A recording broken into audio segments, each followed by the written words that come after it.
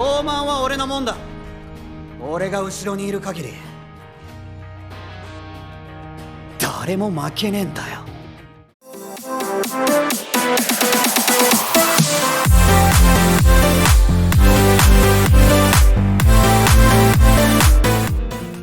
Mikey adalah seorang anak bertubuh kurus dengan mata hitam dan rambut pirang panjang yang hanya diikat di bagian tengah dengan rambut di sampingnya terurai. Penampilan pertamanya sebagai orang dewasa, Mikey diperlihatkan dengan rambut hitam pendek dan tato naga di lehernya mirip dengan yang dimiliki Draken atau Takashi Mitsuya. Dia selalu mengendarai CB205T milik kakaknya saat berpergian baik sendiri maupun dengan teman-temannya. Dalam art terbaru, kali ini ia memiliki rambut pirang pendek dengan gaya rambut undercut di bagian tengah dan tato bonten di tengkuknya dengan desain yang mirip dengan anting milik saudara angkatnya Izana Kurokawa. Setelah kami membaca komik Tokyo Revengers sampai chapter terakhir, rupanya chapter terakhir ini akan berfokus pada penyelamatan Mikey. Mikey masa depan yang digambarkan terjebak dalam kehidupan gangster yang menyeramkan. Namun sebelum itu, Mikey digambarkan sebagai seorang pemimpin geng Tokyo Manji atau bisa disebut Touman. Touman didirikan oleh Baji bersama teman-temannya termasuk Mikey yang ditunjuk sebagai ketua pertama kelompok Touman. Sejak dari kecil, Mikey sudah pandai dalam menggunakan seni bela diri. Kakeknya menganggap Mikey sangat berbakat dalam dunia seni bela diri. Karena itulah, ketika beranjak dewasa, dia mampu mendapat julukan Mikey tak terkalahkan. Selama ini memang Mikey belum pernah kalah dalam bertarung. Dalam beberapa pertarungan, Mikey dibuat kewalahan seperti saat bertarung melawan Izana Kurokawa, pemimpin dari kelompok Tenjiku. Namun tetap saja berakhir pada kemenangan Mikey. Tak diragukan lagi, debut pertamanya pada anime Tokyo Revengers benar-benar menjadikan Sanjiro Manu atau Mikey menjadi idola bagi para pecinta manga atau anime di seluruh Indonesia. Karena memang sosok Mikey memiliki karakter yang kalau boleh kami sebut sangat cowok banget. Lalu ada hal menarik apa yang bisa kita ambil dari sosok Mikey pemimpin Touman ini? Tentu saja ini soal kepemimpinannya. Mikey sangat peduli pada anggotanya dan bertekad untuk melindungi kehormatan mereka. Dia jarang menunjukkan tanda-tanda kelemahan karena dia percaya dirinya sebagai fondasi dan dukungan untuk Touman. Dan jika fondasi itu sendiri menunjukkan kelemahan, maka Touman juga akan ikut melemah. Ketika memimpin Touman, auranya dapat berubah secara drastis, menjadi mengesankan dan tatapannya tajam. Sementara itu, seluruh anggota Touman sangat menghormati sekaligus takut pada sosok Mikey. Mikey juga memiliki kepedulian sampai pada tingkat individu kepada seluruh kelompoknya, seperti yang ditunjukkan ketika ia memutuskan untuk mengumpulkan seluruh anggota Touman demi membalas dendam pada geng Mobius yang telah menyakiti temannya. Terlepas dari auranya yang sangat mengesankan sebagai seorang pemimpin Touman, hati Mikey tetaplah seorang anak kecil. Dia memiliki kecenderungan kekanak-kanakan dan suka tidur kapanpun dia mau. Itulah Mikey. Dia benar-benar menunjukkan pada kita cara memimpin yang baik. Menjadi seorang pemimpin merupakan tanggung jawab yang tinggi. Untuk berada di puncak tidak bisa hanya sekedar menunjukkan kekuatan saja. Kita perlu yang lebih dari itu. Sikap Mikey yang tidak membiarkan rekannya disakiti oleh orang lain adalah salah satu yang perlu kita teladani. Sering sekali kita mengabaikan teman atau bawahan kita yang sedang berada dalam kesulitan. Kita menganggap bahwa segala sesuatunya bukan menjadi urusan kita. Terkadang memang benar, kita bisa saja disebut terlalu mencampuri urusan orang lain jika bertindak seperti Mikey secara kasar. Namun bila direnungkan dengan baik, sebenarnya ini cukup sederhana. Kita hanya perlu memperhatikan hal kecil kebutuhan teman atau bawahan kita yang memang bisa kita bantu. Pada intinya, rasa perhatian dan kepedulian adalah pesannya. Itulah hal yang dilakukan Mikey pada seluruh anggota Touman. Jika kamu perhatikan, Mikey jarang sekali menangis dan hanya diperlihatkan meneteskan air mata pada saat Draken lolos dari ruang ICU. Dan pada saat dia dewasa, ketika dia berjumpa dengan Takemichi, Mikey benar-benar tidak menunjukkan kelemahan di depan para pengikutnya. Inilah yang juga bisa kita teladani dari sosok Mikey, yakni pemimpin tidak boleh menunjukkan kelemahan. Kelemahan itu memang manusiawi, selama kita masih hidup, kita memang punya yang namanya kelemahan. Namun apabila kamu mengemban sebuah jabatan sebagai pemimpin, maka jangan sekali-kali kamu menunjukkan kelemahanmu pada orang lain. Karena jika itu sudah kamu tunjukkan, maka kamu akan membuat tim atau kelompokmu semakin lemah. Bahkan lebih parahnya lagi, lawanmu akan dengan mudah mengalahkanmu karena kamu telah menunjukkan tanda-tanda kelemahan.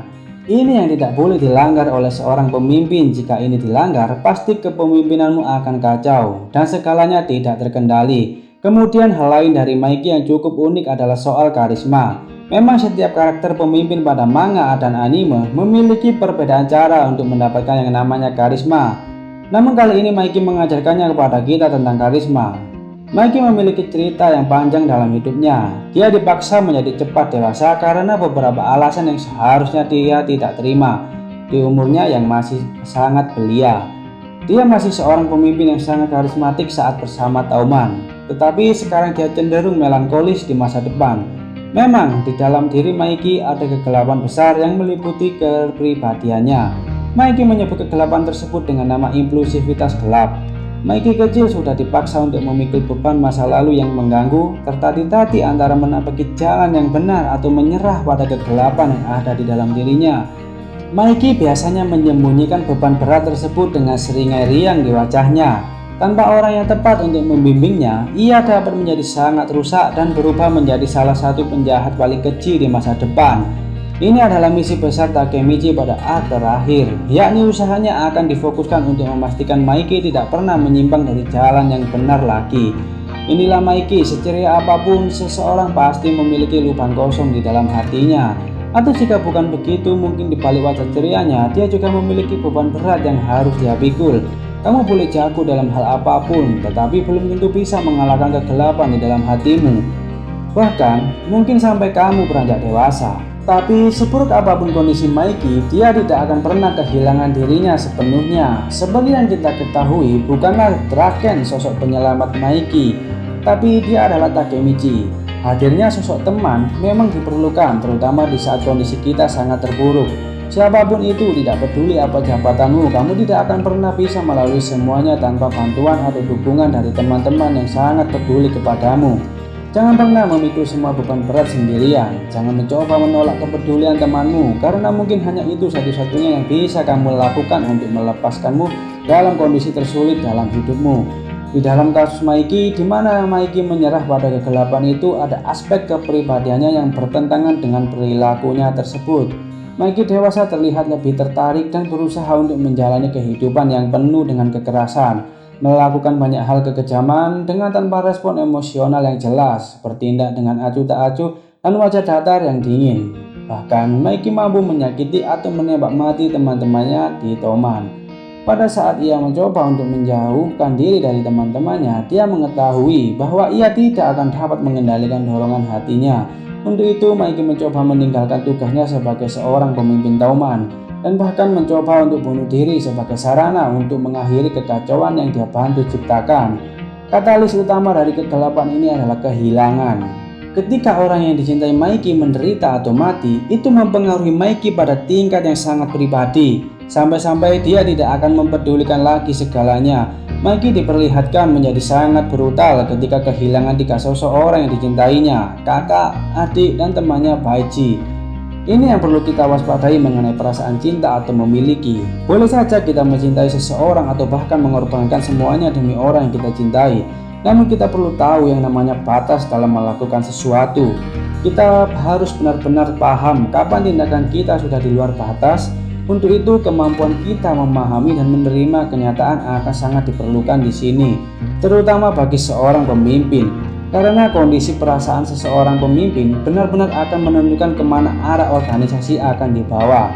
Terakhir, soal Mikey adalah tentang betapa mudahnya dia dimanfaatkan oleh orang lain ketika dia lepas kendali. Hal ini sangat mengejutkan dan mengkhawatirkan bagi Mikey dan Toman itu sendiri. Seiring dengan bertambah dewasanya Mikey, kondisi mental dan emosional Mikey juga makin memburuk. Meskipun ia masih mampu berakting dengan tenang dan normal dalam beberapa chapter yang ditunjukkan, seperti saat memimpin Tauman masa depan atau organisasi kriminal konten. Namun efek dari kegelapan yang berkembang sangat pesat ini menjadi lebih jelas bahkan bagi Mikey sendiri.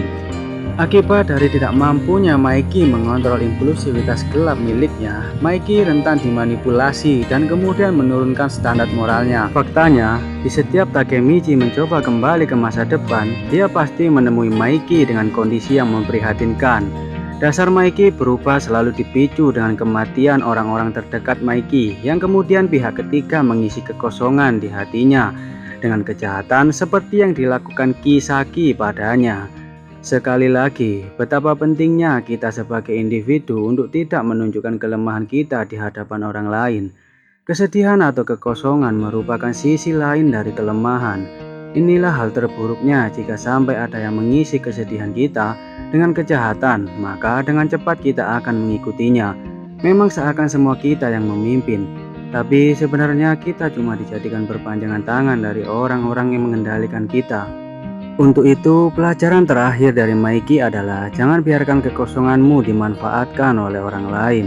Tetap kuat, miliki teman yang membangun, dan milikilah kebijaksanaanmu sendiri. Itulah teladan yang bisa kita tiru dari sosok Mikey. Semoga video kami dapat menjadi nilai positif bagi kita. Kalau kamu menyukai video kami, jangan lupa subscribe ya teman. Terima kasih telah menonton.